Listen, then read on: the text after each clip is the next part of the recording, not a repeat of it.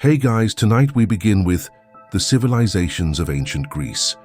The Greece is also known for its ancient Greek mythology, and it is also considered the origin of many Western philosophical and artistic traditions. So before you get comfortable, take a moment to like the video and subscribe, but only if you genuinely enjoy what I do here. And let me know in the comments where you're tuning in from and what time it is for you. It's always fascinating to see who's joining us from around the world. Now dim the lights, maybe turn on a fan for that soft background hum, and let's ease into tonight's journey together. You wake to the sound of waves breaking softly against the shore, the whispering sea that has carried stories longer than memory itself. Before you stretches the Aegean, its islands scattered like jewels on a mirror of silver blue. The air smells of salt and sun-warmed rock. Fishermen's voices call across the water, their nets glinting like spider silk in the light of dawn. This is not yet Greece as the world will come to know it, but something more fragile. A beginning woven from sea, wind, and clay. You are standing at the dawn of civilization among the islands that will someday give birth to gods and heroes.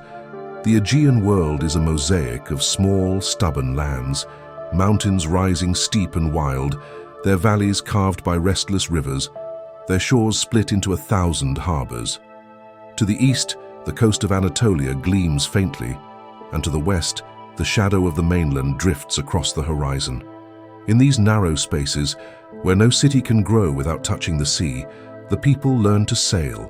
The ocean becomes their road, their wall, their bond. You walk through a small village built of stone and mud, roofs thatched with reed. The people here live by the rhythm of tides and sun. They are farmers, fishers, and traders in the simplest sense. But something stirs among them, a restlessness that turns eyes outward to the horizon. The Aegean does not keep people in, it teaches them to leave. Boats of simple design, curved planks bound by rope and faith, move between islands. On one, you see pottery being shaped from red earth, its surface decorated with spirals that mimic the waves. On another, women weave bright cloth, their patterns echoing the sky's geometry. The people trade obsidian for copper, tin for wine, and with each trade comes more than goods. It brings stories, words, and ways of seeing. Civilization grows not from conquest but from curiosity. As you travel, you begin to notice that the landscape itself teaches its people. The mountains, though beautiful, leave little room for empire. The soil is thin, the harvests uncertain. To survive, the islanders must look outward, must learn to read stars and currents as others read fields. The sea becomes their map and their myth. At night, you sit by a fire among these people. A singer plucks at a lyre made from tortoiseshell and sinew. His voice rises in a rhythm older than speech, chants of creation, of the sea's birth, of the moon who weaves fate and foam together. The villagers listen, eyes half closed, their faces flickering in firelight. Though they do not know it, they are shaping the first myths, songs that will one day echo in the temples of Delphi, in the verses of Homer, in the whispered prayers of 1,000 generations. You wake again to find yourself among new faces, farther east, where trade routes touch the edge of Anatolia. Here, copper gleams on the ground like molten sunlight. Men hammer it into blades, cups, and ornaments. A simple thing and metal begins to change everything. Tools sharpen, plows deepen the soil, and with the rise of craftsmanship comes hierarchy. Someone must own the tools, someone must direct the labor. The first chiefs appear, not kings yet, but men whose wealth is measured in cattle, grain, and the number of people who obey them. In one village, a chief builds a house larger than any other. Its walls are carved with spirals and waves, symbols of power. You see him sit on a wooden chair, perhaps the first throne. The others bow, though not yet with fear. It is respect born of necessity. The leader knows the roots of trade, the secrets of the sea. Power here is knowledge. The islands thrive. Boats return heavier with each voyage. Amber from the north, tin from distant lands, gold dust from Egypt. The people of the Aegean learn to write without letters, carving patterns on clay that mark the passage of goods. A proto-language of trade and memory begins to form, and with it, something more enduring than wealth, identity. You walk through an open market by the shore, where clay jars stand in neat rows, each filled with oil or wine. A woman dips her hand into a jar of grain, letting it run between her fingers. A boy sells fish, their silver scales flashing in the sun. Everything here seems simple, yet every act hums with meaning. Civilization is not built in marble halls. It grows like coral, one life at a time, linked to the next. You travel inland now, across steep hills where shepherds tend their flocks. They are rougher than the islanders, their world quieter and harsher. Yet even here, you find traces of connection. Ornaments traded from Crete, stories of distant lands retold by travelers. The Aegean is already becoming a network, a living web of trade and tale. In the evenings, when stars crowd the sky, you notice how people look upward. To them, each cluster of light is a sign of God's watching, of fate's endless dance. They tell stories of great beings who live in the wind and sea, who shape storms and guard the harvest. These are the seeds of mythology, still untamed, still raw. The gods have not yet taken names, but they already have hearts and tempers. Time moves gently in these places. You feel centuries pass as easily as the turning of a tide. The islands grow more skilled, their houses stronger, their art more intricate. Patterns once simple now bloom into complexity, spirals within spirals, creatures half real, half imagined. You see bulls, dolphins, birds with human faces. Each symbol holds meaning, though none can yet explain it. Then something shifts. The people begin to gather in larger numbers. Villages become towns. Trade becomes industry. Ships grow stronger, their sails wider. The sea is no longer a mystery, but a road lined with opportunity. You see men setting out for far lands, carrying their gods with them in small idols of stone. The Aegean becomes a nursery for explorers, artisans, dreamers, the quiet pulse beneath what will one day be called Greece. You stand at the edge of a harbor as a ship departs, its hull black against the morning light. A young sailor waves, and his mother blesses him with seawater sprinkled from her hand. "The sea gives, the sea takes," she whispers. He nods, smiling, unaware that in his voyage lies the story of a civilization, bold, uncertain, forever seeking what lies beyond the horizon. Behind you, the mountains rise, silent witnesses to humanity's restless heart. The people of the Aegean will not remain simple traders for long. Already their art dreams of palaces, their myths whisper of gods, their ships reach farther each season. And though the world will one day name them Minoans, Mycenaeans, Greeks, for now they are something more essential, the first dreamers of the West. They live between earth and sea, between what is and what could be. Their dawn has begun, and you stand in its light. You awaken to the smell of honey and olive oil, drifting through a palace courtyard painted in sunlight. Around you, the island of Crete glows like polished gold, fields of grain shimmering under the warm breeze, hills rising gently toward the sea. The harbor below is alive with movement, ships rocking against the docks, their sails furled, their hulls heavy with goods from distant lands. You are in the heart of Minoan civilization, where art, trade, and myth breathe as one. The palace stretches before you like a labyrinth of color.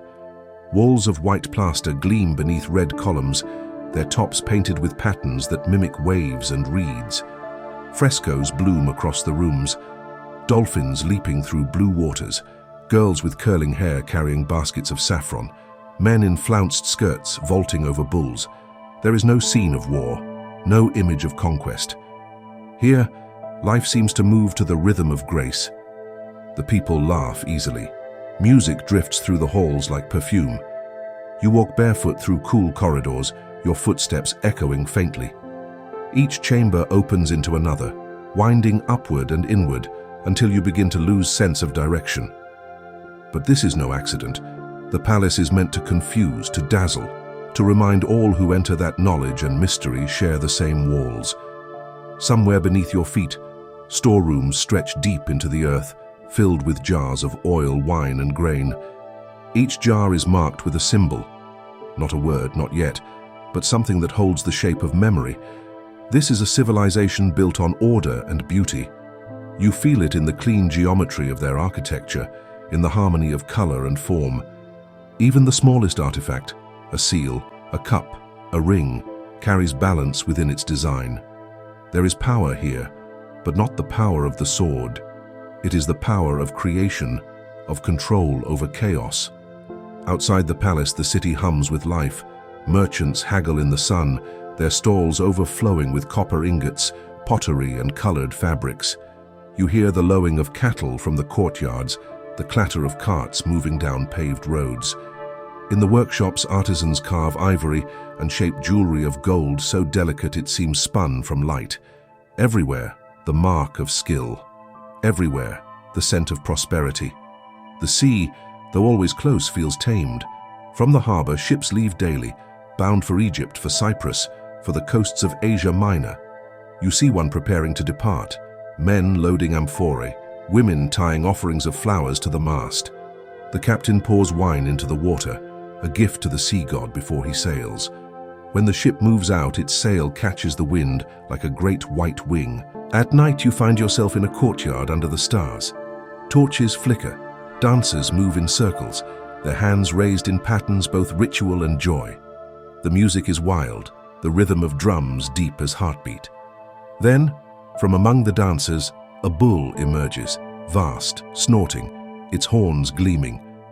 The crowd falls silent. A young man steps forward, his skin shining with sweat. With one motion he runs, leaps, and flips over the bull's back in a single fluid arc. The people cheer, their cries filling the air like thunder. You understand then, this is more than sport. It is communion, a dance with danger, a celebration of balance and courage. The bull is no enemy here. It is sacred, the living symbol of strength and fertility. The Minoans do not conquer the wild, they dance with it. But beneath the beauty you sense unease, a tremor, faint but persistent. The earth here is never still. At times the ground shivers, the walls tremble, the sea darkens. Volcanoes loom on distant horizons, silent for now but not forgotten. The Minoans live close to the edge of creation, and they seem to know it.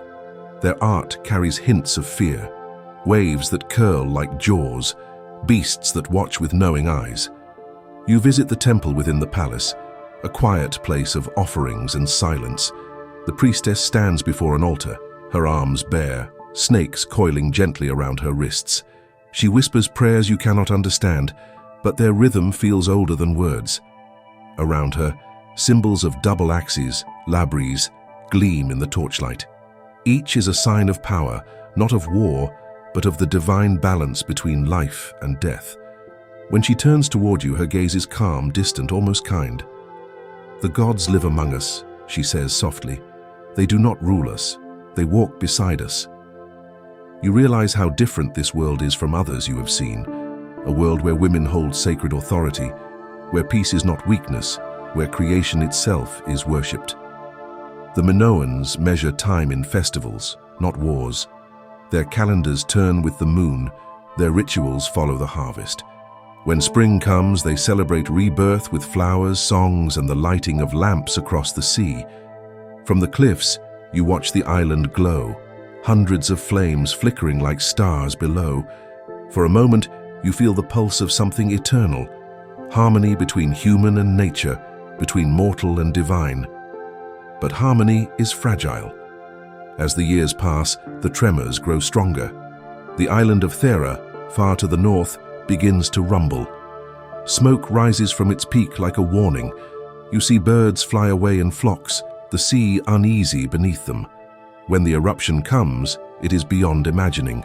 The sky turns black, the sea boils, the air fills with ash. Waves higher than temples crash against the coast. The sound is that of the world breaking.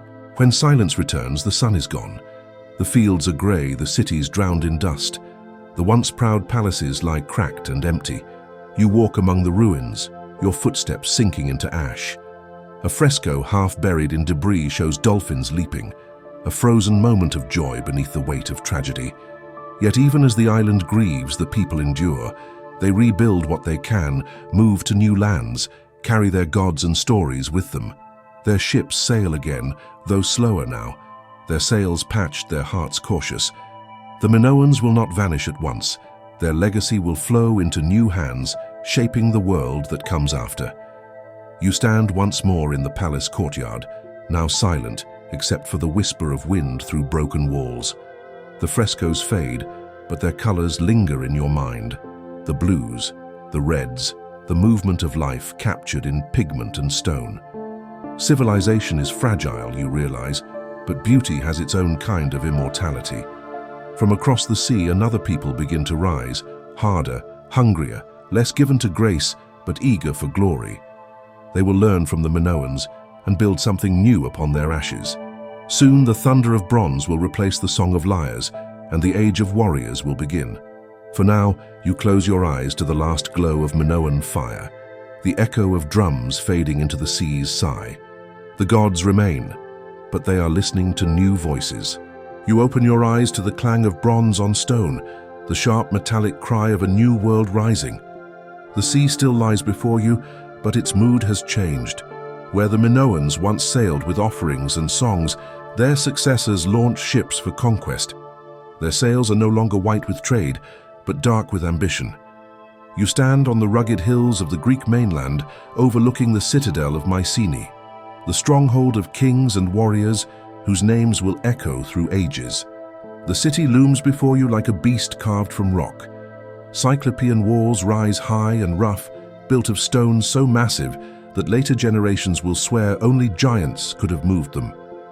A single gate guards the entrance, the Lion Gate, two great beasts carved in relief above a lintel of unshakable stone. Their paws rest on an altar, their heads long lost to time, but their presence is enough to command awe.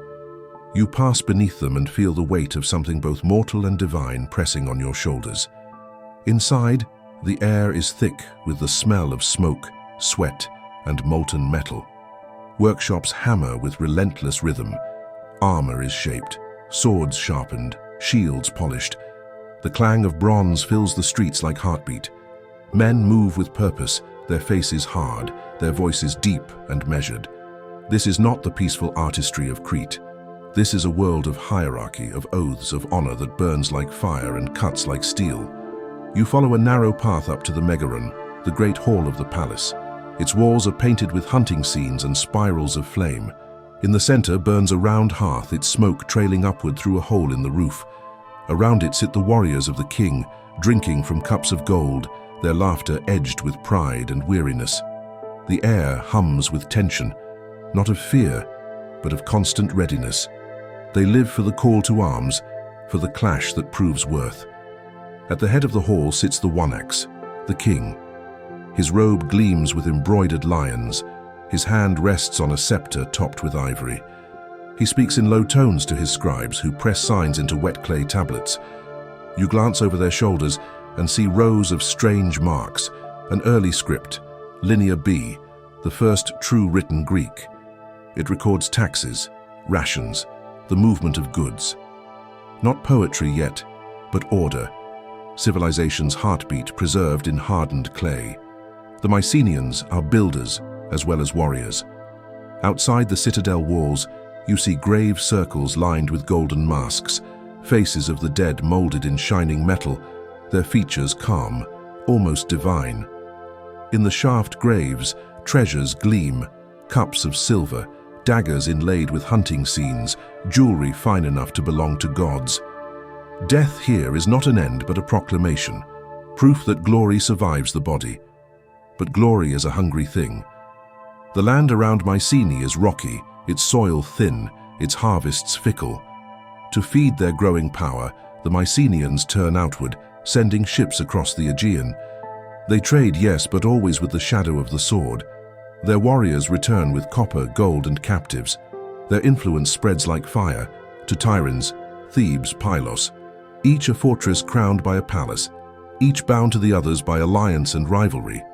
Greece is not yet a single nation, but a web of proud kings held together by ambition and blood. You travel between these citadels, watching the same patterns repeat, strength and splendor intertwined. At Pylos, scribes record shipments of oil and grain for the temples.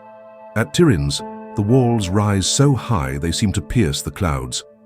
Everywhere, the sense of power poised on the edge of ruin.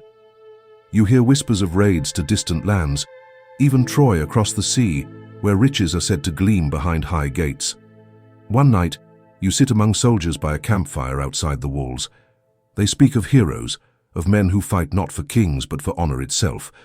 They tell tales of Achilles, swift and untamable, of Odysseus, clever and patient, of Agamemnon, whose pride shines like the sun and burns all it touches. These are not yet myths. They are memories passed from one soldier to another, stories growing taller with every retelling. As the flames crackle, one of the older men looks at you and says quietly, "We fight to be remembered. If the gods do not watch us, the songs will." You understand then that the Mycenaeans build not only cities and tombs, they build legacy. Their world is made of bronze and fire, but their hearts are already reaching for immortality in story. You wake to find the citadel quieter. The air feels heavy, uncertain. Years have passed. Something unseen has shifted. Trade slows. The workshops grow silent. Across the sea, once friendly routes now swarm with raiders. Palaces burn, at first one, then many. You see the Lion Gate blackened by smoke, its proud reliefs dulled by ash. The great halls lie empty, their hearths cold.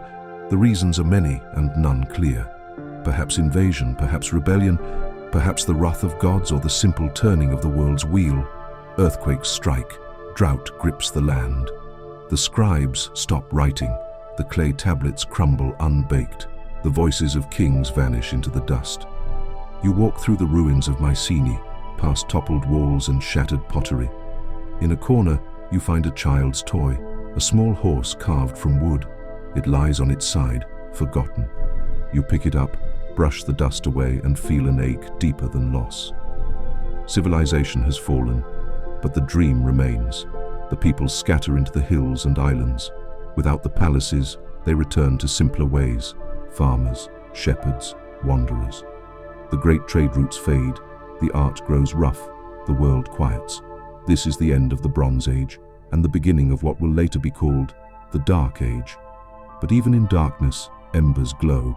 You hear songs whispered by firesides, songs of courage, of love, of wrath and ruin. The stories of the old kings refuse to die.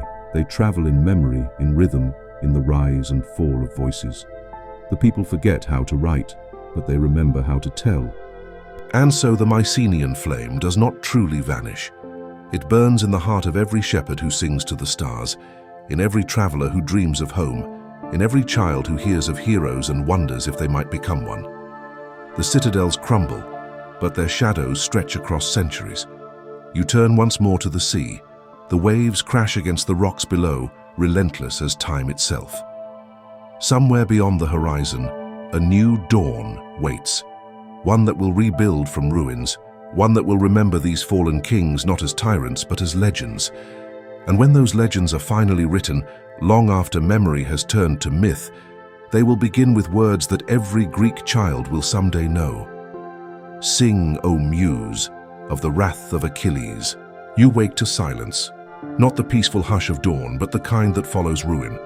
The once proud citadels of Mycenae and Tiryns lie behind you, their stones blackened, their thrones empty.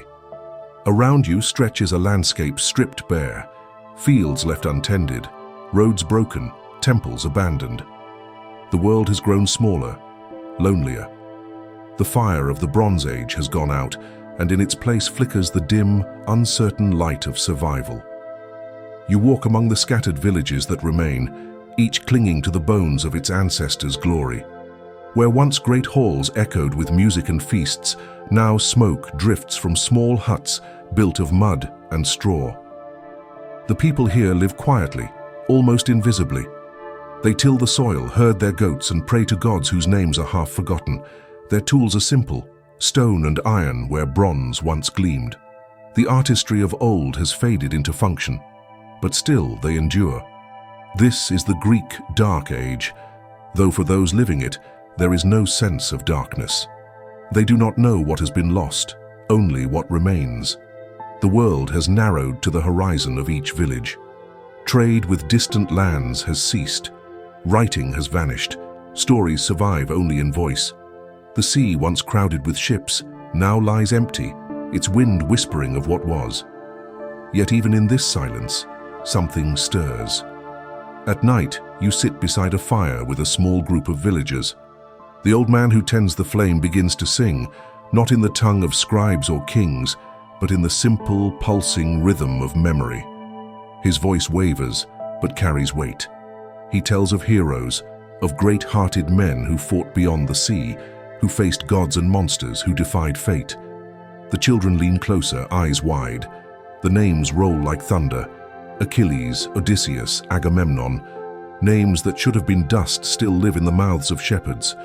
You realize that though the palaces have fallen, Greece has not forgotten its soul. The people still measure worth by courage, still dream of glory, even when their world has shrunk to the size of a valley. The songs are their inheritance, the invisible bridge between the dead and the living. You travel from one settlement to another, hearing the same songs in different voices. Some are short, fragments of memory. Others stretch through the night, sung by traveling bards who wander from village to village. They carry no gold, no weapons, only the gift of story. Their words are the only wealth that cannot be stolen. You watch as villagers offer them food, shelter, and wine. Not for pity, but for gratitude. For through them, the past still breathes. In one village, a young boy sits alone after the bard departs, repeating verses under his breath. His eyes shine with wonder. He is too young to remember war, but he can feel its echo in the song. The pain and pride, the grief and grace. You sense that one day children like him will shape those stories into something greater. But that time is far away. For now, Greece must endure its winter. Generations pass in quiet. Tools improve slowly. Iron hardens, farming becomes steadier. Small clusters of homes grow into towns. Life regains rhythm, if not grandeur. You notice new forms of leadership emerging, not kings in palaces, but chiefs chosen by respect, by lineage, by voice.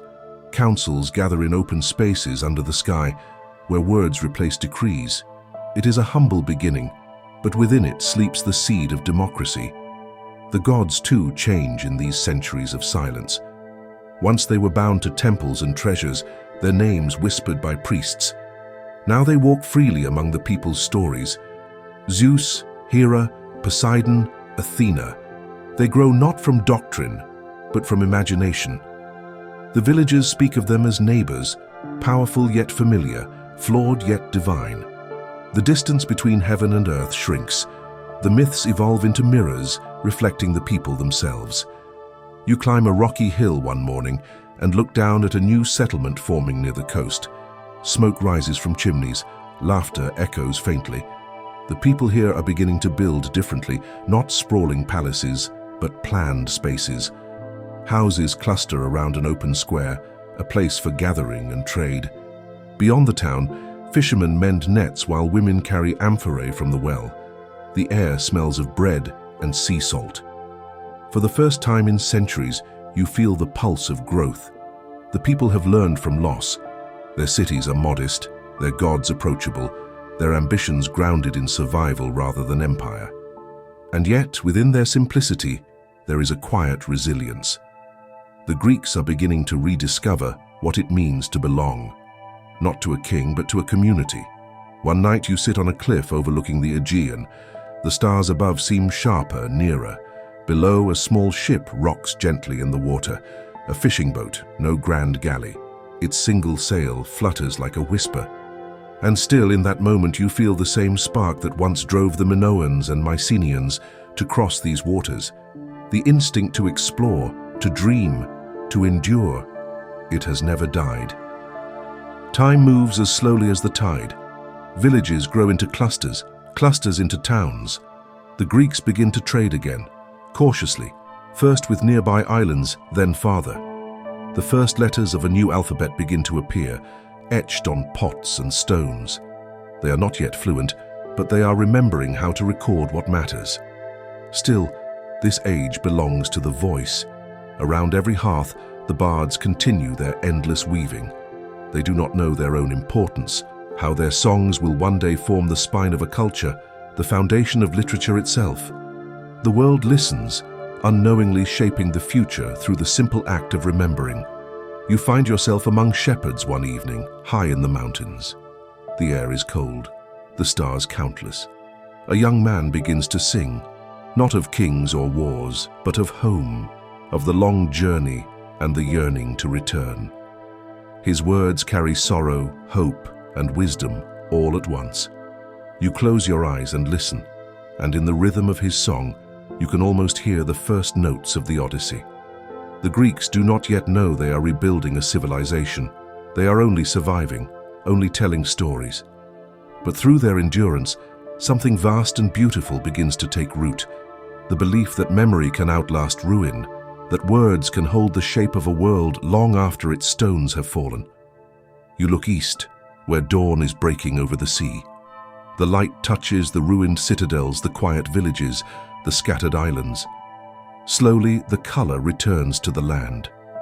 From darkness, the Greeks are beginning to dream again. The gods smile faintly from the mountains. The songs grow stronger, and the world, for the first time in centuries, begins to hum with possibility. You wake to the sound of chisels striking stone, not in war but in creation. The Dark Age has loosened its grip, and a new dawn glimmers over Greece. The world you open your eyes to is still humble. Hills dotted with olive trees, goats grazing along narrow terraces, smoke curling from low-roofed homes. But there is movement again, a pulse beneath the quiet. The Greeks are learning to speak, to trade, to write once more. Civilization, patient and stubborn, begins to stir from its long sleep. You find yourself in a small town near the coast, its houses clustered around an open square. The people call it the Agora, a place not only for trade, but for talk. Here, words hold weight.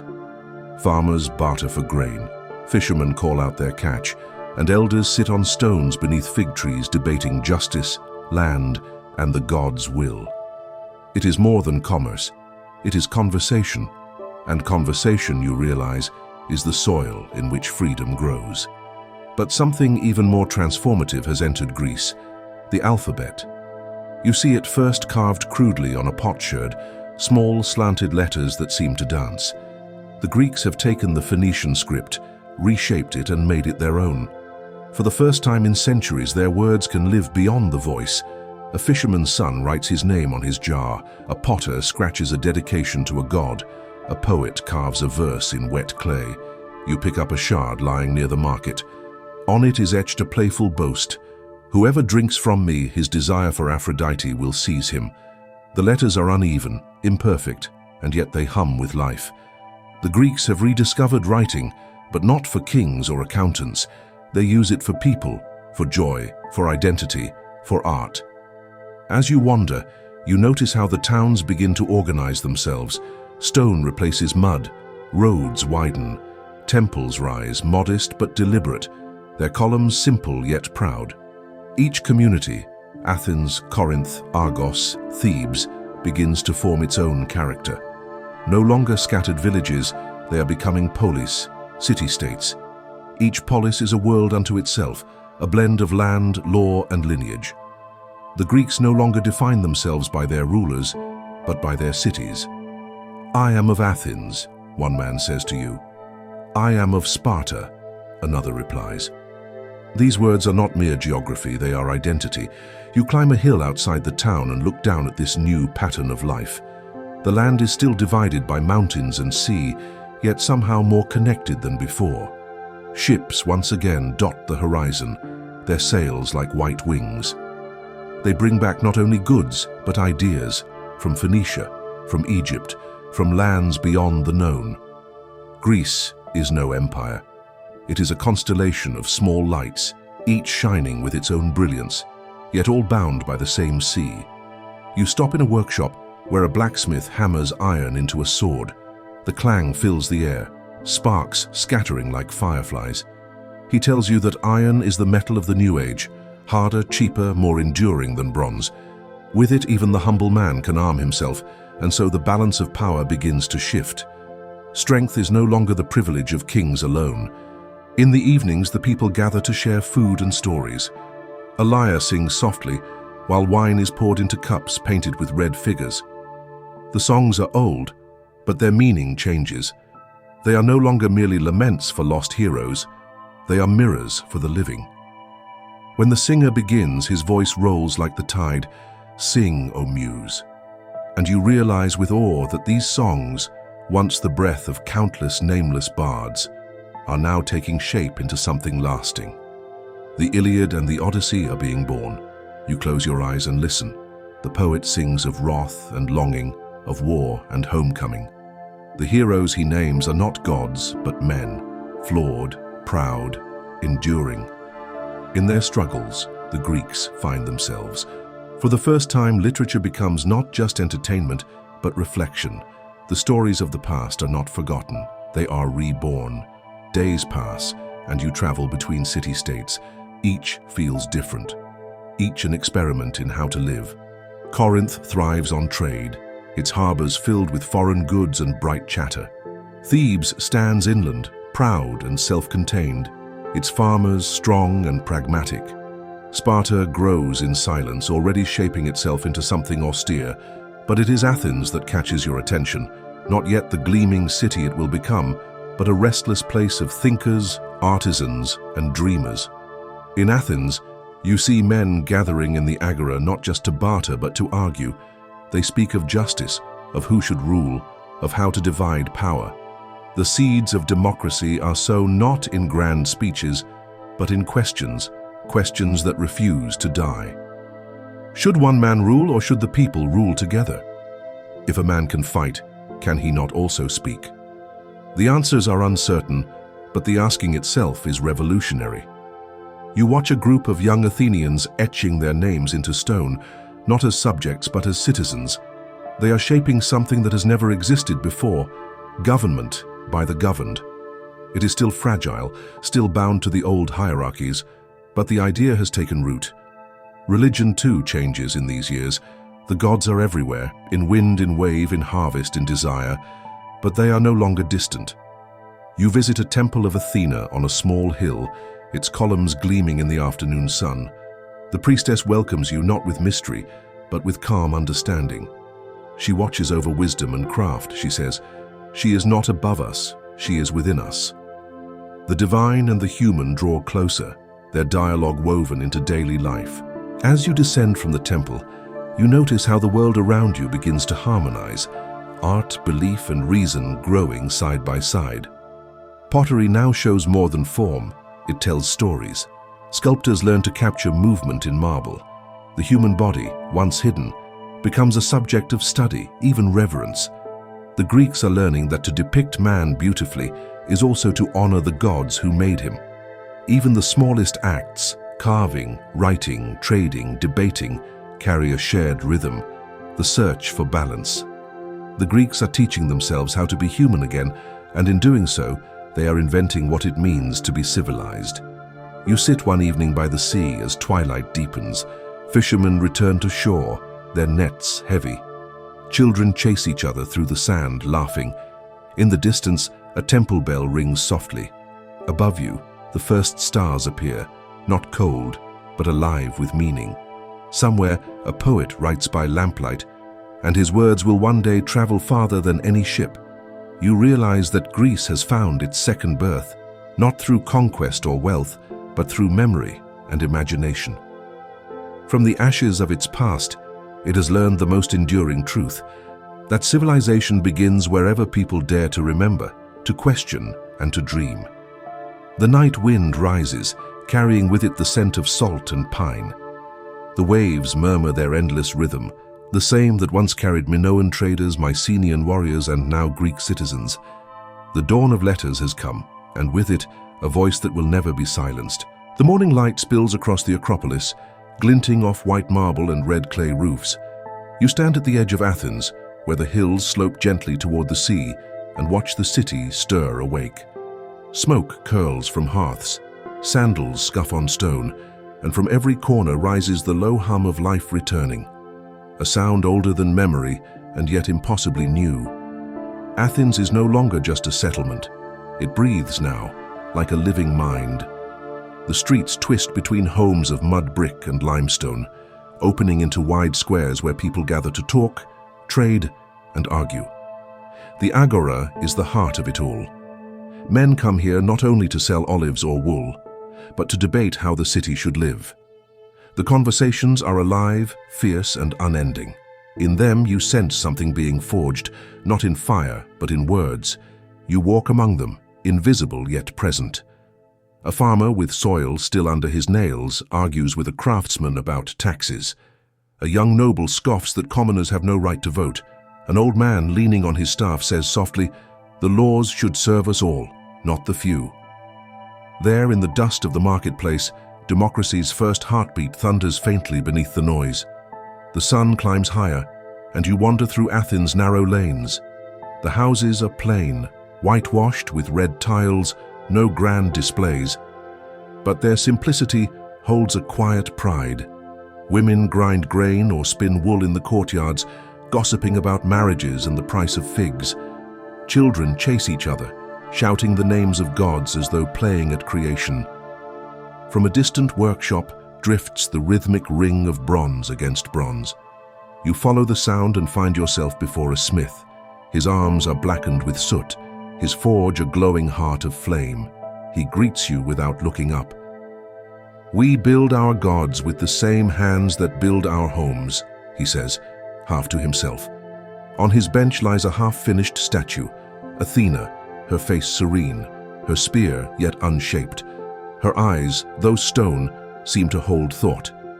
You realize that for the Greeks, divinity is not distant. It's carved from their own striving. The city's pulse quickens as the day unfolds. Messengers rush through the streets announcing decrees. Priests carry garlands toward the temples. And on the Nix hill, men begin to gather. Free citizens, each with the right to speak. You climb after them, the sun burning gold on the horizon. It's a strange sight. No throne, no royal guard, no marble dais. Just men standing in a half circle, their shadows long across the rock. One man steps forward, a thin, intense figure named Solon. His voice carries over the crowd. "Let justice be measured not by birth, but by worth." Murmurs rise, some approving, others mocking. But the words settle like seeds. Solon's reforms will reshape Athens, breaking the grip of debt and tyranny, opening paths for those once voiceless. You feel the tension of the moment, how fragile it is, how easily it could fall apart. Yet something holds. Debate becomes habit, habit becomes culture, and culture becomes law. The Athenians are learning the hardest art of all, to rule themselves. Evening comes and the city glows in lamplight. You walk toward the Acropolis, where shadows stretch like memories across ancient stones. At the top stands a small temple, not yet the Parthenon that will one day crown it, but its humble ancestor. Within, offerings lie before a wooden idol of Athena, oil, figs, bronze pins, and clay figures of owls. You kneel beside a young girl who whispers a prayer, "Keep our city wise." Outside, the moon rises over the Aegean.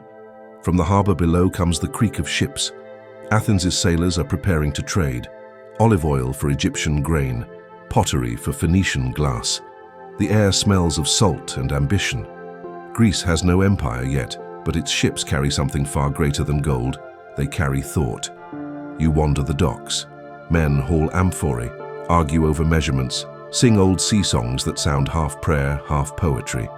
A merchant tells you proudly, "We are small, but our ideas travel farther than any army." He gestures toward the open water. Out there lies our future.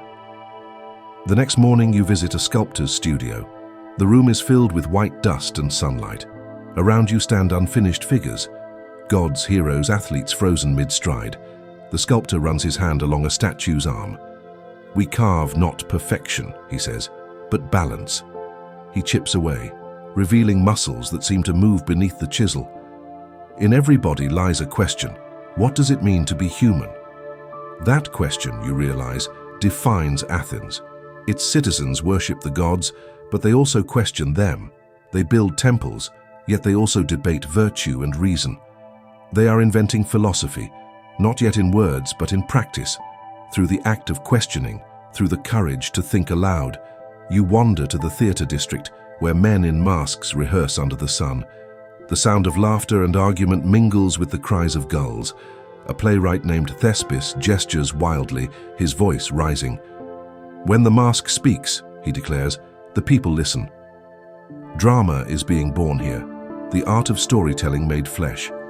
Through tragedy and comedy, the Greeks will explore their deepest fears and highest hopes. You watch a rehearsal of a new play, a tale of a man defying fate, torn between pride and prophecy. The audience, even in practice, is rapt. They do not come merely to be entertained, they come to understand themselves. You feel the echo of the chorus's chant tremble in your bones. Know thyself. Later you walk the city again. Athens hums like a forge, every word and gesture shaping something unseen. Its people are imperfect, loud, passionate, endlessly arguing, but out of their chaos rises clarity. Their gods still reign, but men are beginning to claim a share of the divine, not through worship but through reason. By night you sit atop the Acropolis again. The city glows below, a constellation of oil lamps flickering like stars fallen to earth. Somewhere Solon writes new laws. Somewhere a poet composes verses to the rhythm of oars. Somewhere a sculptor smooths marble into immortality. And you, sitting amid the hum of their striving, feel the pulse of civilization itself. Athens has risen not from conquest, but from courage, the courage to question, to imagine, to build a world by the power of thought. A breeze sweeps across the hill, carrying the scent of olive and stone. The night deepens, but the city does not sleep. It murmurs, restless, alive. You close your eyes and hear it whisper, a voice that will echo through centuries. We are the measure of all things. The road to Sparta winds through dry valleys and rugged hills, where the sun burns the dust into gold. You leave behind the chatter of Athenian markets, the laughter of poets, the hum of philosophers, and walk into a silence that feels older than the stones beneath your feet. Sparta does not talk. Sparta endures. As you cross the Eurotas River, you see it, not a city of marble or art, but one of purpose. The houses are plain, the streets narrow, and the people move with a quiet, practiced discipline. There is no noise of debate here, no idle gossip or grand speeches.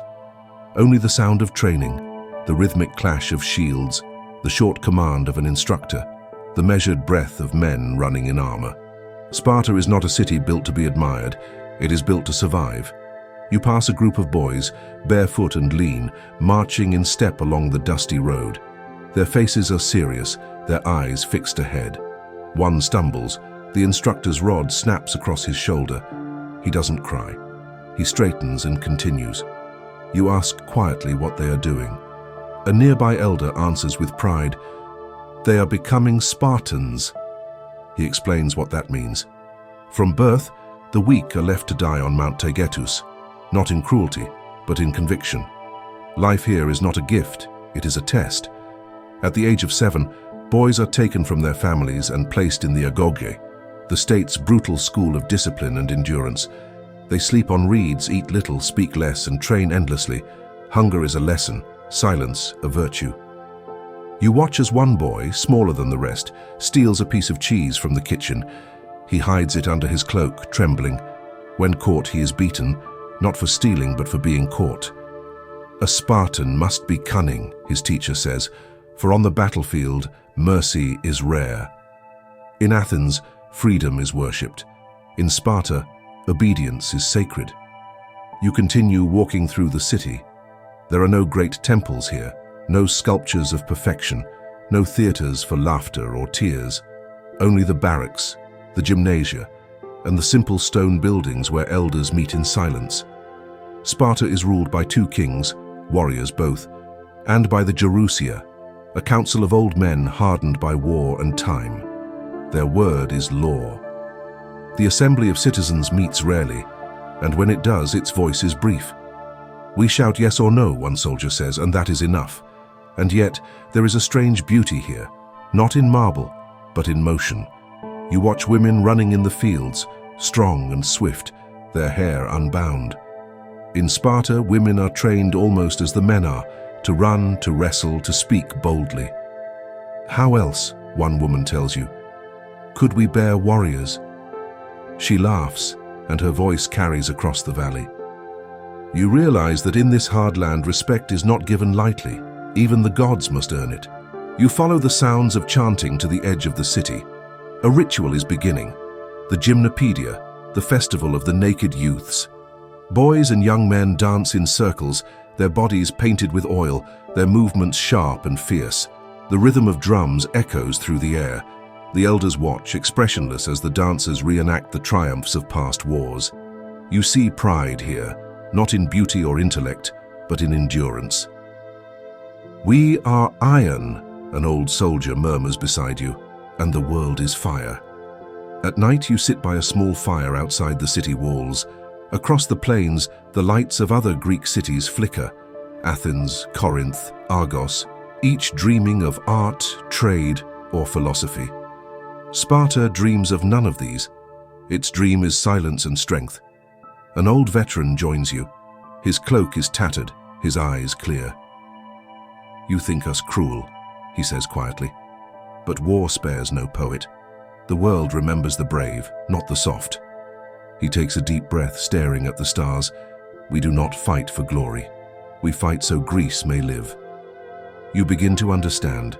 Sparta is not made for comfort. It is made for sacrifice. Its citizens are few, but they are bound by something unshakable. Eunomia, the law of order. Every Spartan knows his place, his duty, his purpose. No one stands apart, no one above. In that unity there is power, and peace of a different kind. You wake at dawn to the sound of horns. The army gathers in the open plain. Men stand shoulder to shoulder, their red cloaks rippling in the wind, their shields overlapping like scales.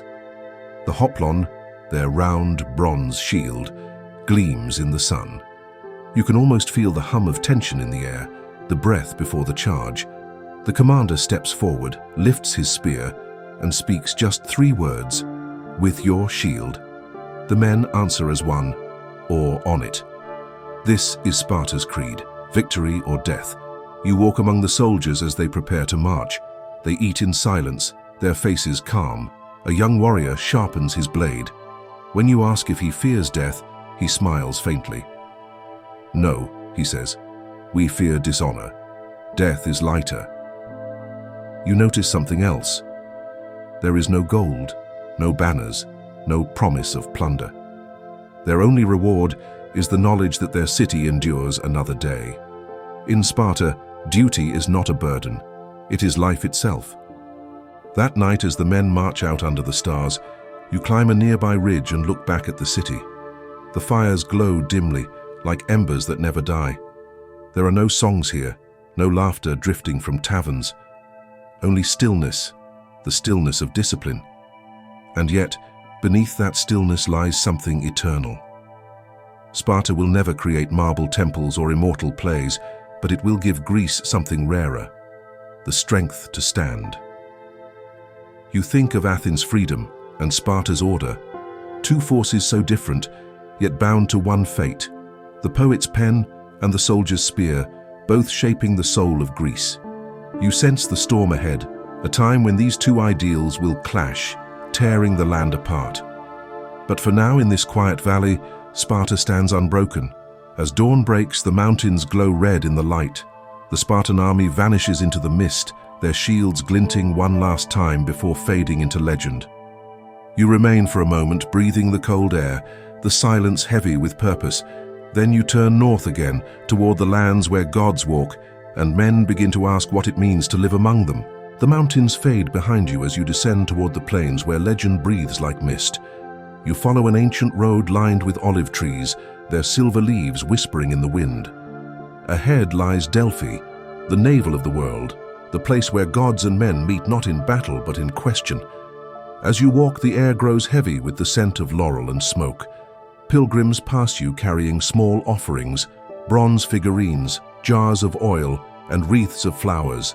They come from every city-state, from islands and valleys, from lands beyond Greece itself. They come seeking answers, not from kings or oracles of men, but from Apollo, the god who speaks through light. Delphi rises before you, carved into the side of Mount Parnassus, its terraces stacked like steps to heaven. Marble gleams between cypress trees. The temple of Apollo crowns it all, its columns shining in the sun like a chorus of frozen hymns. Below, a line of pilgrims winds up the slope, each waiting for a turn to hear the god's voice. You follow them into the sanctuary, where the air hums with sacred quiet. The priestesses move with ritual grace, their white robes trailing across the floor. At the center sits the Pythia, the oracle, her eyes half closed, her hands resting upon a tripod above a fissure in the earth. From it rises a faint vapor, carrying a scent of sulfur and mystery. You stand among the crowd as she begins to speak. Her voice is not her own. It wavers, strange and distant, like wind moving through a hollow reed. "Know thyself," she says first, and the words ripple through the temple. Then, "nothing in excess." Simple phrases, and yet the pilgrims bow as if thunder had spoken. You realize this is the heart of Greek faith, not blind worship, but reflection. The gods do not command, they challenge. Each question asked of them returns as a question about oneself. As you leave the temple, you notice an inscription carved into the stone wall near the entrance. Gnothi Siauton, know thyself. The letters gleam in the light like truth itself. It is both prayer and warning, wisdom and test. You wander through Delphi's sacred grounds, where statues of kings, athletes, and poets line the paths. Each bears offerings to Apollo, proof of victory, gratitude for prophecy, or pleas for favor. The bronze and marble shimmer, yet none of them seem truly still. It is as if the divine gaze still moves among them. You stop at the Treasury of Athens, a small but ornate building where the city has stored gifts to the god. Inside you find carved panels depicting battles, heroes against beasts, men against chaos. Each scene is not only art, but philosophy, the belief that order can emerge from struggle, that beauty is the reward of balance. Beyond Delphi, the Greek world teems with gods. You travel from city to city, and everywhere they are, not distant heavens, but living presences woven into daily life. In the vineyards, Dionysus dances through laughter and wine. In the fields, Demeter's sorrow and joy mark the turning seasons. In the forge, Hephaestus shapes metal as a farmer shapes earth. Each god is a reflection of human truth. You realize that in Greece, faith is not about fear. It is about recognition. The Greeks do not kneel before their gods. They meet their gaze. You travel to Olympia, where the great games are held every 4 years in Zeus's honor. The air is electric with excitement. Athletes oil their bodies until they gleam like bronze. Trumpets blare.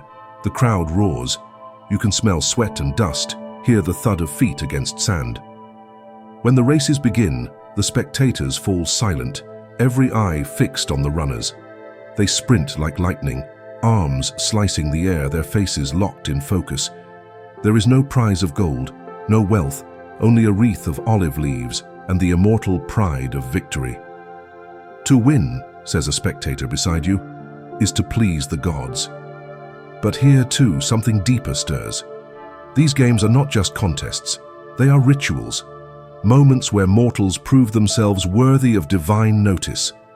Every leap, every throw, every struggle reflects the Greek belief that striving is sacred.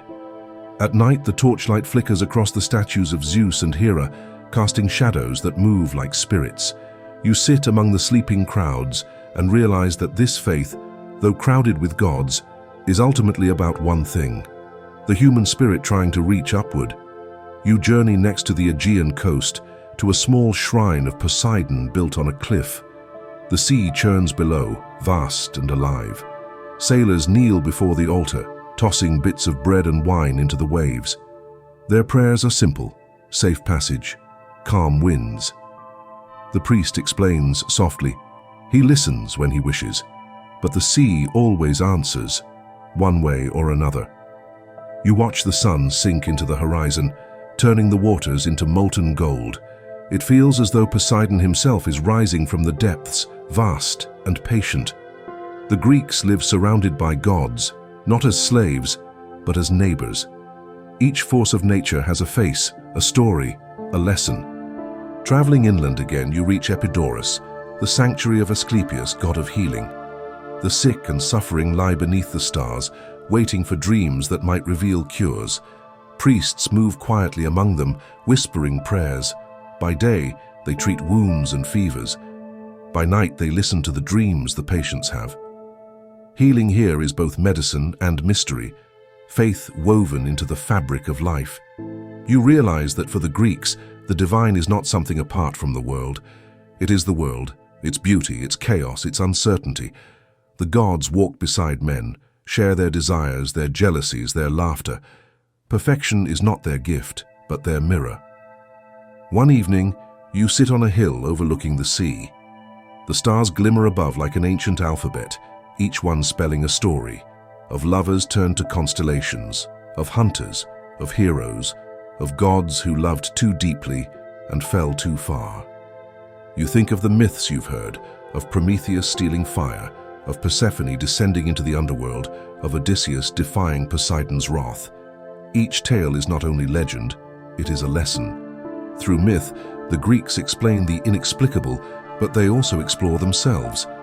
Every god is a reflection of their own nature, their pride, their fear, their brilliance. And in that reflection, they find meaning.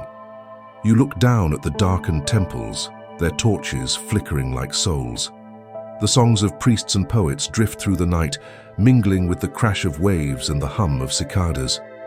For a moment, it feels as though all of Greece is breathing together, gods and mortals, earth and sky, joined in one vast, eternal rhythm. As you rise to leave, the words echo once more in your mind. Know thyself. It is the key to everything, to faith, to wisdom, to civilization itself. In knowing themselves, the Greeks have learned to know their gods. In honoring their gods, they have learned to honor life. You walk away from the temple, the night air cool and fragrant.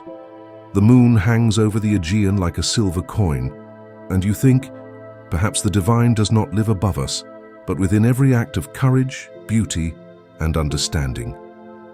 The road ahead leads toward the cities of learning and art, where thought itself will be sculpted into something as enduring as marble. The gods have taught men to see. Soon men will teach themselves to think. The road ahead winds toward the sound of voices, not prayers now, but conversations. The divine still hums beneath the surface of Greek life, yet the air feels charged with something different, curiosity. You follow it toward Athens once more, the city that has begun to trade myth for reason. The gods still walk its hills, but their thrones are slowly giving way to minds. Morning light spills through the agora, where merchants, sculptors, and thinkers all share the same crowded space. You hear the sound of chisels shaping marble, and beside it, the voice of a man reciting verses. Poetry here is not confined to temples or courts. It lives in the air, carried by memory, sharpened by repetition, polished like a jewel by every tongue that utters it. You wander toward the sound. A circle has gathered around a rhapsode, a wandering storyteller, his cloak dusty from travel. His voice rises and falls like the sea as he chants Homer's words, "Sing, O muse, of the wrath of Achilles." The crowd listens in rapture. Farmers, sailors, and children stand together, eyes wide, hearing not just a story, but a reflection of themselves. You realize that Greece's poets are more than entertainers. They are teachers, memory keepers, philosophers before philosophy. Through verse, they shape the moral pulse of their people. Homer, Hesiod, and later Pindar, each paints the Greek soul in words that echo across centuries. When the rhapsode finishes, applause rolls like thunder. A young boy tugs your sleeve and whispers, "He makes me see the heroes." You smile. In Greece, imagination is not a luxury. It's a kind of vision, a way to understand what it means to live. As the crowd disperses, you drift toward the edge of the agora, where another kind of stage awaits, the theater. Carved into the hillside, its rows of stone seats curve like a half moon around the open stage below. Here the Greeks have transformed their love of stories into something larger, a public mirror of the soul. The play begins as the sun climbs high. Actors in masks step forward. their gestures grand, their voices carrying across the marble. The story is simple.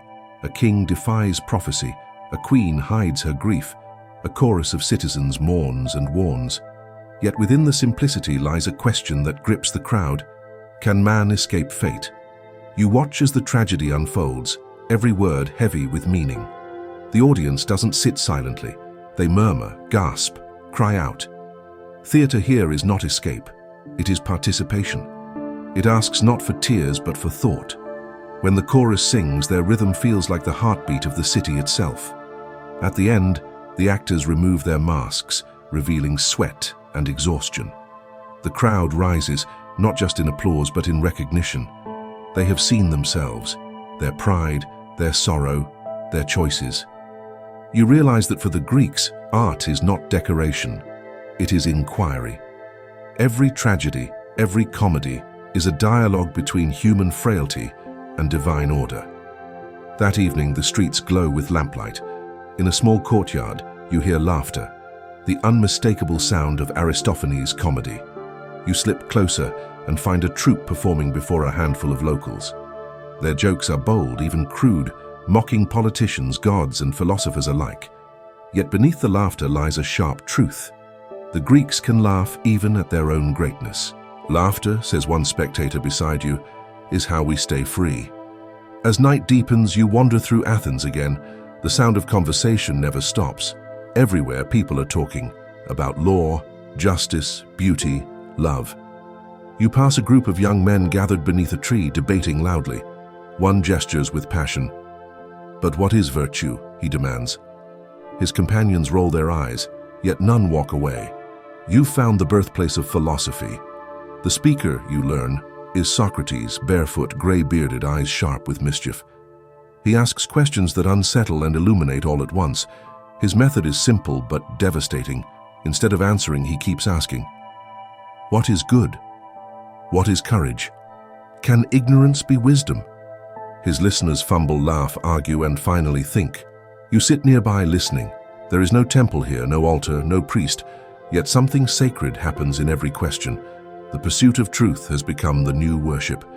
Socrates is a philosopher, but he is also a prophet, not of gods, but of reason. As he speaks, the setting sun paints his face in gold. His voice is gentle, but relentless. "The unexamined life," he says quietly, "is not worth living." Those words strike you like lightning. Around you, men shift uncomfortably. Some nod, others scowl. But all are changed. You sense that this is the power of Athens, not its armies or wealth, but its willingness to doubt itself. Later that night, you find yourself walking beside a young playwright who had been listening.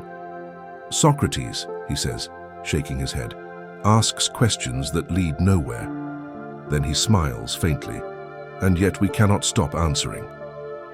In the days that follow, you visit schools where philosophy is slowly taking root, places where young men read aloud, argue, and learn to reason. Knowledge has become the new inheritance, more valuable than land or gold. Geometry, astronomy, and logic all bloom together under this strange new sun of inquiry. You attend a lecture by a man named Heraclitus. He stands before a crowd and says, "No man ever steps in the same river twice." The people murmur, puzzled. But you understand, he is not talking about water, but about existence itself. Change is the only constant. Elsewhere, a thinker named Pythagoras whispers that numbers are the secret language of the cosmos. In his mind, music, mathematics, and the movement of stars are all parts of the same divine harmony. And then there are the dramatists, Aeschylus, Sophocles, Euripides, who weave thought into emotion. Their plays are the mirror of Greek life. Men caught between reason and faith, between choice and destiny. A hero's fall is not punishment, it is revelation. Through poets, thinkers, and playwrights, the Greeks are learning a new kind of immortality, not through temples but through ideas. The body may die, but the word endures. You walk the city at dusk and hear recitations from every corner. The poet sings of love, the philosopher debates justice, the the sculptor chisels truth from stone. Everything here, every sound, every gesture, seems guided by one principle, the belief that beauty and wisdom are one. The Parthenon now rises above the city, its columns glowing in the last light of day. It is not just a temple to Athena, it is the symbol of human reason made stone. You climb its steps, touch its marble, and feel the pulse of centuries within it. Inside, a massive statue of the goddess stands, her eyes calm and distant. You look up at her and think of everything you've seen, the faith of Delphi, the strength of Sparta, the questions of Socrates. They all converge here, in this city that dares to make thought divine. As the night wind moves through the columns, you hear Athens whisper again, not with the voice of gods, but of men. Men who dared to ask, to imagine, to understand. The stars bloom over the Aegean, and you realize that Greece has entered its golden age, an age where poetry, philosophy, and art merge into one endless conversation about what it means to be alive. You close your eyes and listen to that conversation echo through time, knowing that even when the marble crumbles and the temples fall, the voice of Greece will remain, questioning, creating, dreaming. You wake to the sound of water lapping gently against the shore. The harbor of Corinth stretches before you, its waves catching sunlight like scattered coins. Trade hums through the city streets, merchants shouting prices, sailors unloading amphorae of wine and olive oil, craftsmen sharpening blades and chisels. Corinth is wealth in motion, a pulse of commerce, ambition, and restless energy. You stroll along the port, noticing how the city thrives on its connections. Corinth sits at the narrow isthmus, bridging the Peloponnesus with mainland Greece. Its position is strategic, yes, but more than that, it is an idea realized. That wealth comes not only from land or gold, but from exchange. Ships laden with goods from Phoenicia, Egypt, and beyond dock here, carrying not just products but knowledge, techniques, and culture. The streets smell of salt, oil, and burning clay. You pass workshops where potters shape amphorae, their hands slick with wet clay. On each vessel, intricate red and black figures depict myth, ritual, and the daily life of Corinth. You pick up one showing a merchant weighing silver coins, a goddess watching from above. In this city, art and commerce walk hand in hand, each enhancing the other. In the agora, you observe merchants negotiating with fierce passion. One trades silk from the east for wine, another swaps olive oil for precious metals. Barter here is more than transaction. It is conversation, argument, calculation, and instinct all at once. Corinth teaches you that survival and prosperity demands both cunning and cooperation. You wander toward a small temple dedicated to Aphrodite, her golden statue gleaming in the midday sun.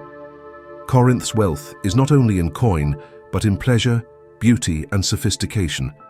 Women come to the shrine, offering perfumes and flowers. Men seek favor, charm, and guidance. The city celebrates life, its prosperity measured not only in trade, but in the refinement of desire. Evening falls, and the streets glow with torches. You watch as citizens gather in taverns and courtyards. Musicians play lyres and flutes. Dancers move gracefully, their movements precise yet expressive. Corinth thrives not only because of wealth, but because of culture, because it has learned to savor beauty alongside ambition. You walk up to the Acra Corinth, the city's fortress atop the steep hill.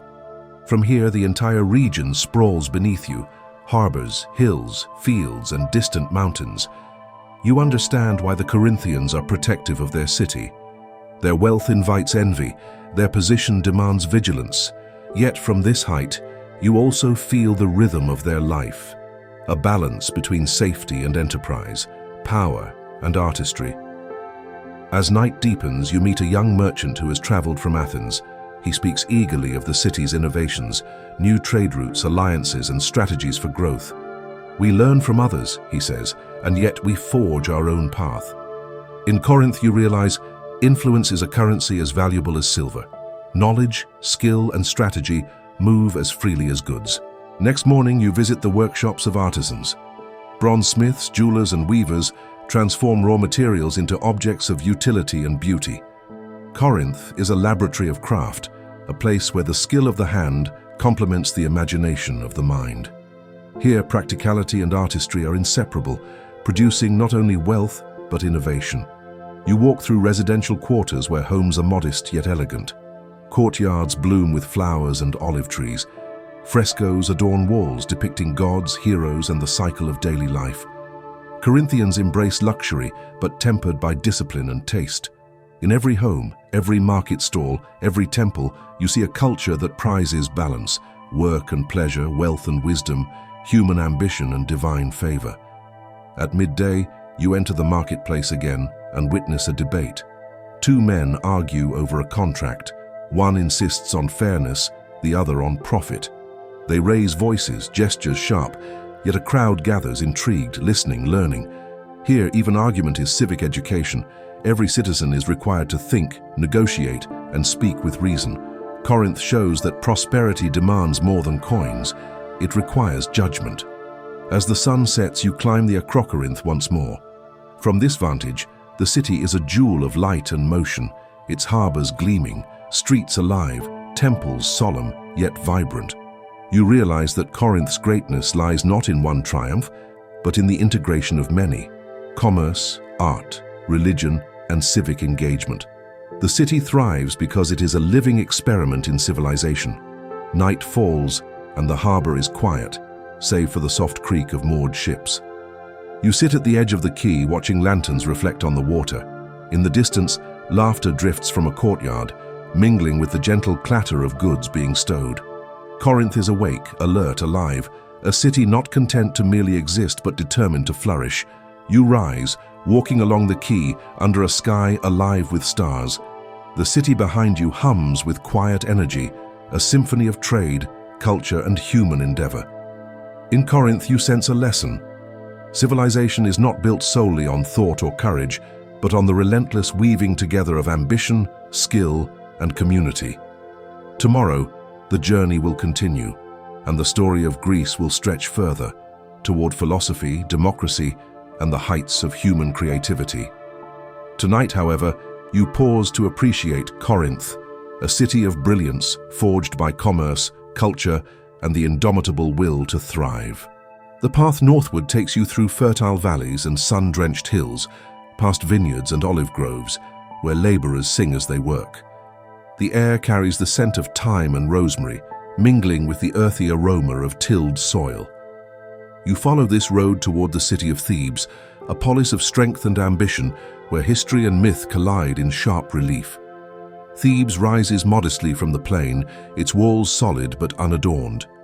Here, there are no gleaming marbles like Athens, no bustling harbors like Corinth, no disciplined barracks like Sparta. Instead, you feel a pulse of stubborn determination, a quiet assertion of identity. The city is both old and restless, ancient yet eager to define itself anew. You wander the streets, noting the contrast to other cities you've visited. Markets are busy, yet the merchants' voices are measured, their transactions precise. Farmers and artisans go about their work with practiced efficiency, their lives tied to the rhythm of land and river. The Cadmea, Thebes' acropolis, rises above the city, a fortress not for grandeur, but for protection, a statement that Thebes survives and it will endure. Stories echo through the streets, tales of Cadmus, the founder, who brought letters from Phoenicia, of Amphion and Zethus, who built the walls with music and stone, of Oedipus, whose fate still haunts the city. Myth and memory intertwine here, shaping both identity and governance. The people live with the weight of legend, yet they move forward, blending caution with ambition. You visit a workshop where sculptors are carving limestone figures. One craftsman shapes a young hero mid-stride, his expression focused, his body tense with motion. "We honor the past," he explains, "but we live for the future." Thebes is a city aware of history, yet restless to carve its own path, a balance of reverence and innovation. At midday, you join a gathering in the Agora. Citizens discuss land distribution, military campaigns, and alliances. Thebes is neither democratic like Athens nor oligarchic like Corinth. It is a mixture evolving over time. Debate is measured but present, suggesting a society cautious of extremes, yet aware of the power of voice. You walk to the banks of the Isthmus River. Here, children play along the shallow waters, their laughter echoing off the stone bridges. Women wash clothes in the river, chatting softly as they work. The rhythm of daily life is simple, yet layered with ritual and meaning. Religious observances are woven into ordinary actions, offerings to Dionysus during harvest, small prayers to Athena before journeys, rites to local heroes.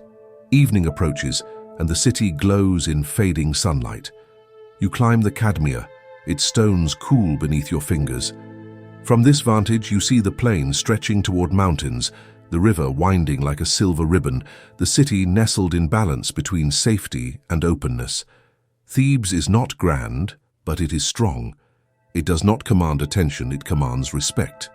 Inside the Acropolis, you observe soldiers drilling with spears and shields. The military presence is subtle, yet disciplined. Thebes has learned from Sparta that strength ensures survival, yet it tempers force with pragmatism. Citizens train, but the city does not revolve solely around warfare.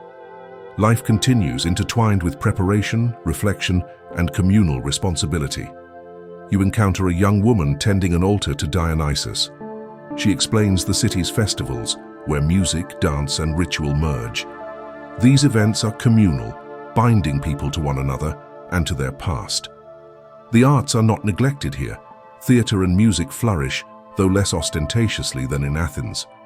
Thebes nurtures talent quietly, cultivating pride and unity rather than spectacle.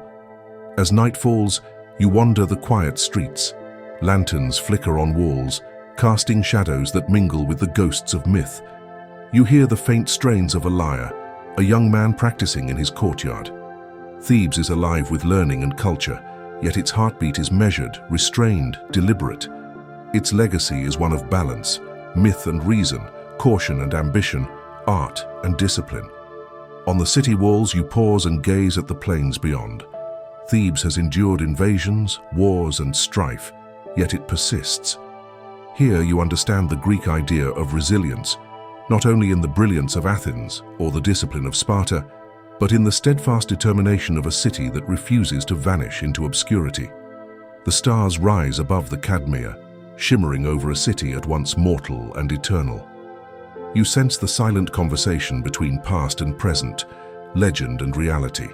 Thebes whispers of human ambition tempered by wisdom, of communities bound not just by law but by shared memory and effort. Walking through the city one last time that night, you realize that Greece is not a single story but a tapestry of voices.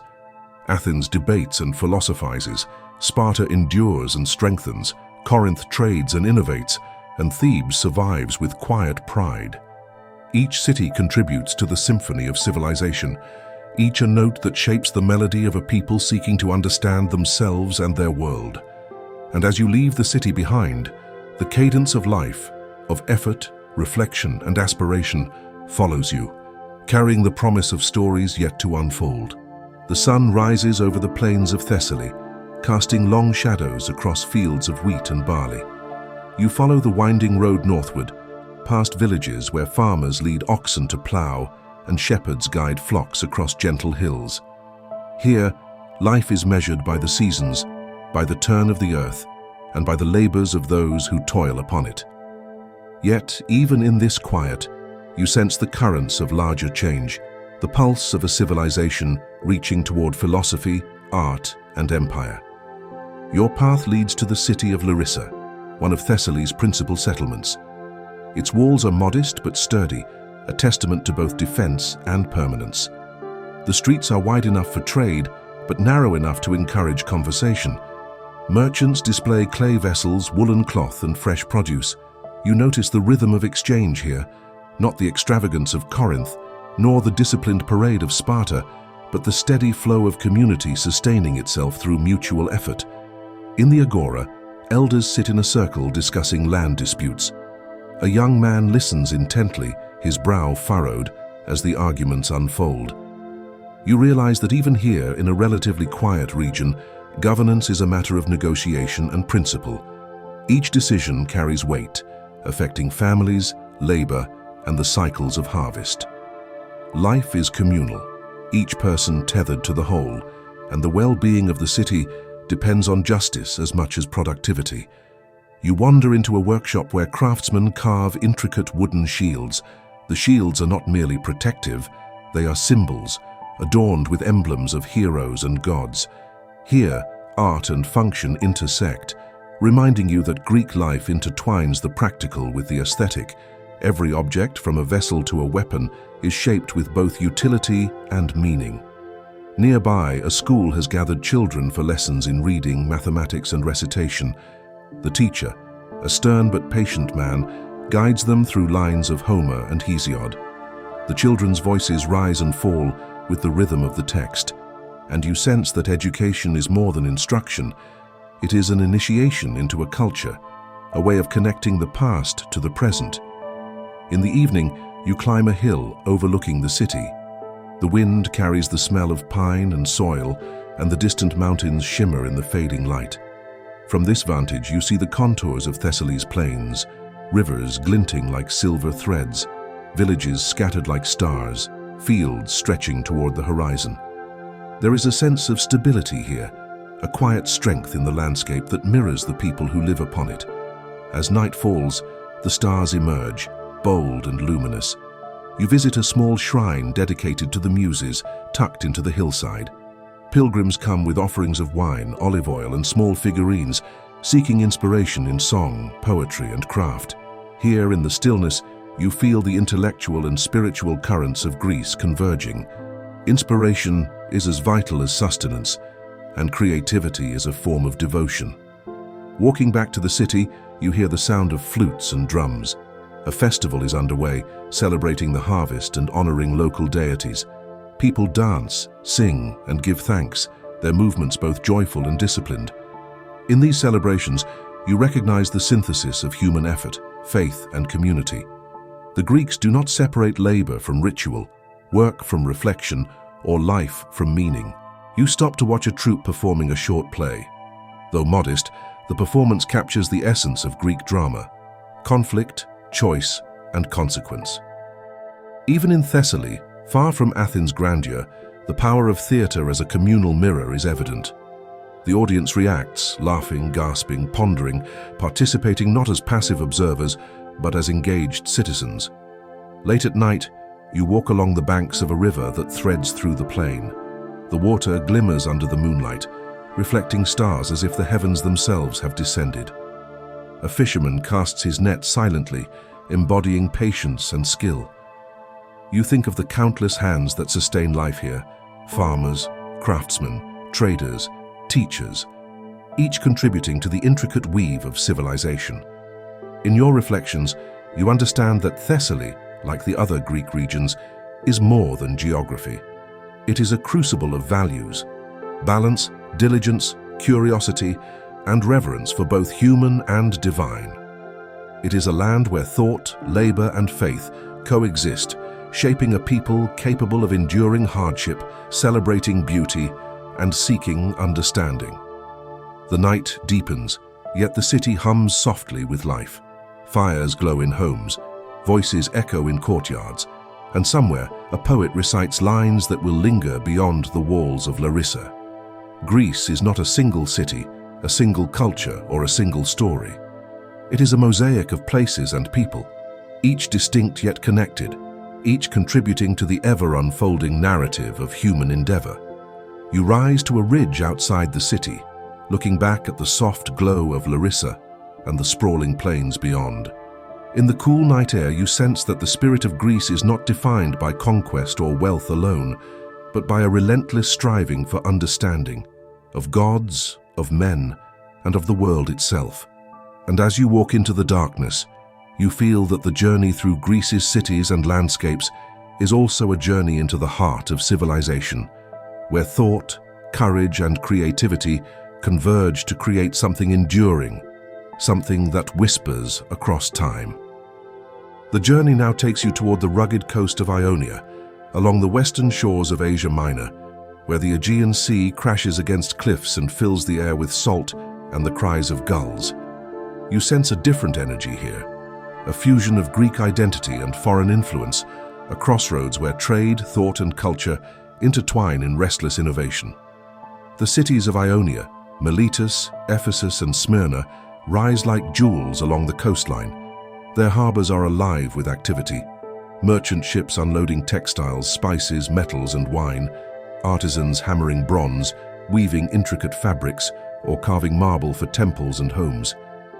You notice a certain cosmopolitan elegance, a blending of Greek artistry with Eastern motifs, a fluidity in thought and practice that sets these cities apart. In Miletus, you wander the agora, where philosophers and merchants share the same space. Men discuss trade contracts, the movement of the stars and the nature of being, all in the same breath. You realize that here thought and commerce are inseparable. The Ionian mind is curious, analytical, and experimental. This is the birthplace of philosophy, the seedbed of reason that will grow to challenge myths and gods. You find a school where young men gather to learn mathematics, astronomy, and geometry. A teacher demonstrates the principles of triangles and circles, showing how patterns in numbers reflect patterns in the cosmos. You realize that here, the Greeks are beginning to understand that the world can be comprehended, measured, and predicted. They are seeking laws, not only of men and cities, but of nature itself. Walking along the coast, you encounter Thales of Miletus, one of the earliest philosophers. His eyes sparkle with thought as he speaks. All things are full of gods, he muses, yet their patterns can be discerned. He gestures to the waves, the sky, the distant mountains. Observe, reason, and learn. In understanding the world, we honor it. His words echo in your mind.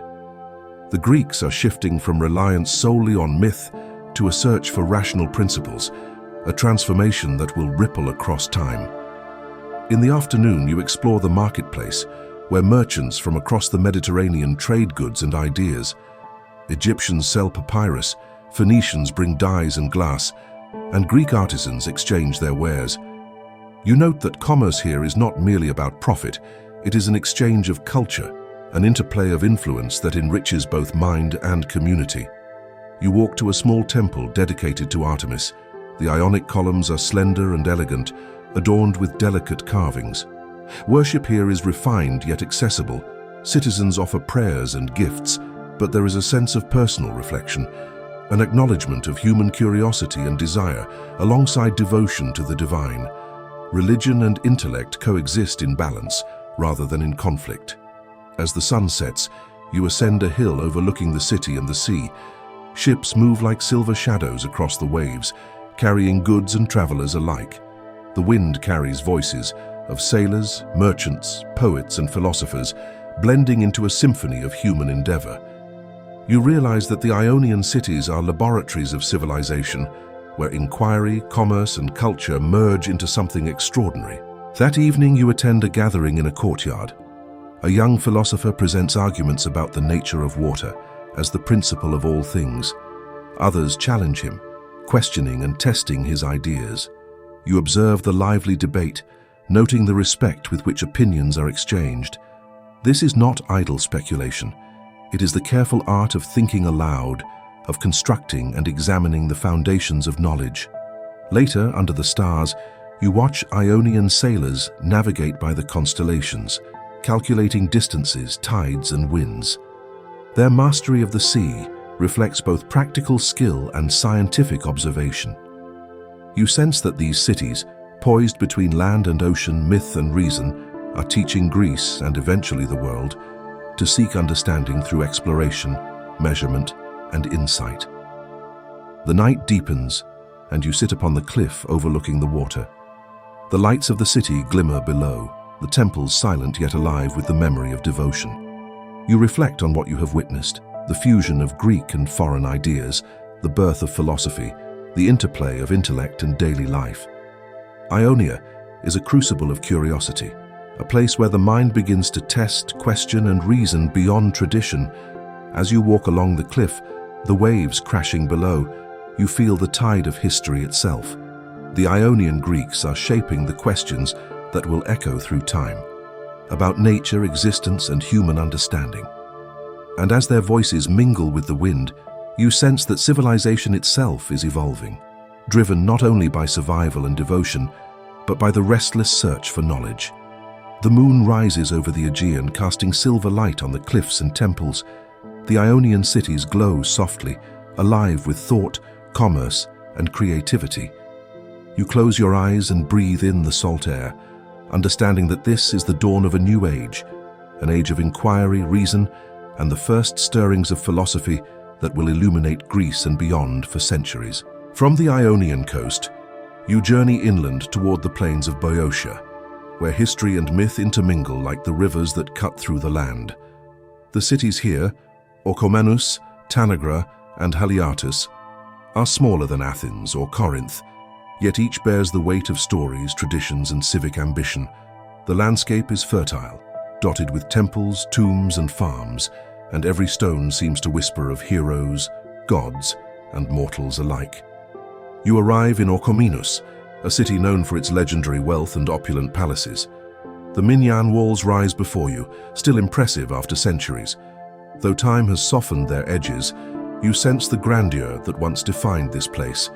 The city hums with trade, agriculture, and ritual, a smaller echo of the bustling energy you observed in Corinth. Yet here, history is tangible, layered in the stones beneath your feet and the tales told by elders in the agora. In the marketplace, merchants trade grain, wool, and clay vessels. Conversations drift from commerce to local legends, reminding you that myth remains intertwined with daily life. A storyteller recounts tales of the Minyan's cunning and valor, while farmers listen and nod, taking lessons from these ancient narratives to guide their own labors. You see how culture preserves memory, teaching each generation the lessons of the past through story and ritual. You follow the sound of drums and song to a nearby sanctuary, where locals celebrate a seasonal festival. Dancers move in circles, their arms and feet tracing patterns learned over generations. Children imitate their elders, while priests oversee the rituals, blending devotion with instruction. In these acts, you sense a civilization that teaches continuity, order, and respect for both human and divine authority. Traveling westward, you pass through fertile fields where laborers harvest grain. The land here is generous but demanding. Each season brings toil, rain, sun, and wind, and the people have learned to read its rhythms. You meet a farmer who shows you his tools, plows, sickles, and rudimentary irrigation channels. Simple yet effective, these implements reveal a people skilled at harnessing their environment without exploiting it recklessly. In the town of Tanagra, artisans shape clay into figurines, a local specialty. The figures depict everyday life, women spinning, men harvesting, children at play, as well as divine figures reflecting the intertwined nature of human and divine existence. You recognize that even in small cities, Greek culture expresses itself through craft, storytelling, and devotion. Art is a bridge between the ordinary and the sacred, teaching both beauty and morality. At dusk, you climb a hill overlooking Boeotia's plains. The view is expansive, rivers winding like silver threads, villages clustered around temples, and mountains rising in the distance. You see the land not just as geography, but as a canvas shaped by human labor, belief, and imagination. Every field tilled, every home built, every festival celebrated contributes to the ongoing story of civilization. In Haliartus, you witness a debate among citizens about governance and military obligation. The dialogue is spirited yet respectful, illustrating the Greek commitment to civic engagement, even in smaller cities. Here, democracy and oligarchy mingle in experiment, each city finding its own balance between freedom and authority. You note that civic consciousness is not confined to Athens. It is a thread woven through many parts of Greece, taking local forms but sharing a common value: the active participation of citizens in shaping their world. That evening, you find a quiet temple where locals offer libations to Apollo. You watch as prayers are whispered, not for wealth or conquest, but for wisdom, health, and guidance. The devotion is intimate, reflecting the belief that the divine is not remote, but present in daily life, guiding and testing each individual in subtle ways. Night falls, and the stars emerge over Boeotia. You wander through quiet streets, listening to the whispers of history carried on the wind. The cities of Boeotia are smaller, less celebrated than Athens or Corinth, but they possess their own strength, continuity, resilience, and a deep integration of life, labor, and devotion. Here, civilization is maintained not by grandeur, but by the steady rhythm of generations, each contributing to the fabric of community. As you walk beneath the moonlight, you realize that the Greek world is a mosaic of cities and regions, each with its own identity, yet bound together by shared language, religion, and cultural values. The interplay of myth, ritual, labor, and intellect creates a complex, enduring civilization, capable of remarkable achievements while remaining rooted in human experience. From the fields of Thessaly to the hills of Boeotia, you sense a pattern emerging. Greece is defined not by a single city nor a single idea, but by the dialogue between its many parts. Each place, each people contributes to a living story, and each day carries the potential for new insight, creation, and understanding. As you leave Boeotia behind, the landscape stretches into the distance, and you carry with you the sense of a civilization vibrant, diverse, and eternal in its striving. Your journey now takes you to the Peloponnesian heartland, to the city-state of Sparta, a place unlike any you have encountered in Greece. As the sun rises over the rugged hills, you notice a discipline in the landscape itself, a sense that order and purpose are embedded even in the contours of the earth. Sparta is not a city of ornament or philosophy, but of endurance, courage, and unwavering collective identity. Walking through the streets, you see citizens moving with purpose. The air hums not with commerce as in Corinth, nor with debate as in Athens, but with the quiet rhythm of practice. Young boys are led into the agoge, the rigorous state education and military training program. Their bodies are conditioned, their minds honed, and their spirits forged to serve the polis above all else. You watch them run, wrestle, and endure, understanding that in Sparta, individual desire is subordinate to the needs of the community. The streets are simple, lacking the grandeur of temples or marketplaces. Homes are modest, luxury is scarce, yet you sense an elegance of a different kind, the elegance of efficiency, of strength disciplined into precision. Spartan culture prizes utility over beauty, resilience over indulgence, and courage over contemplation. Here, life is defined by action and purpose rather than reflection or artistry. You walk toward the training grounds where older warriors instruct the youth in combat. Spears clash, shields rattle, and commands are shouted sharply. Even as you observe, you realize that Sparta is a society in which survival is an art. Every citizen a soldier, every citizen a contributor to the city's enduring power. There is no room for weakness, and yet no one is left untested. Each life is a lesson in duty and endurance. In the evening, you witness a festival honoring the gods of war and the ancestors of the city.